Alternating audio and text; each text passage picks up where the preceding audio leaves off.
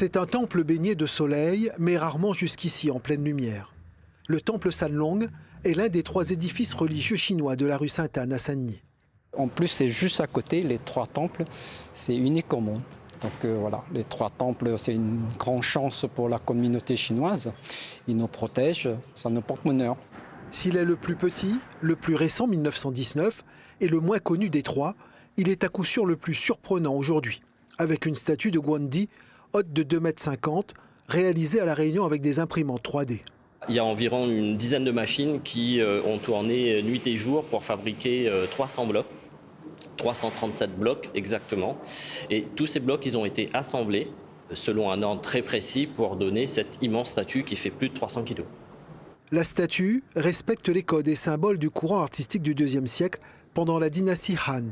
Sur la tête, on a la flamme divinitaire qui est dorée. Voilà, donc c'est une flamme divine. Ensuite, on a les yeux. Les yeux dorés, ça représente le côté céleste de Guandi, parce que c'est un être céleste. Ensuite, on a sa barbe. Sa barbe, qui tient de la main, c'est le symbole de la sagesse. Surprenant encore, ce temple par son architecture et sa décoration moderne au style épuré. La première chose pour moi, c'était l'architecture pour pouvoir attirer les jeunes vers ça, donner une nouvelle impulsion. Et la deuxième partie qui vient conclure cette première partie, c'était d'inspirer les jeunes. Les intéresser, c'est une chose, mais inspirer, c'est encore plus fort.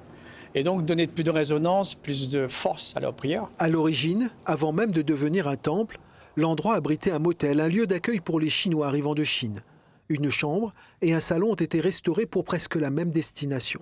Ça peut être un malban créole, c'est pareil, s'il a besoin et qu'il a un lien avec la communauté, il a une place, une chambre, où est-ce il pourra se reconstruire pendant quelques temps, le temps de trouver une deuxième solution.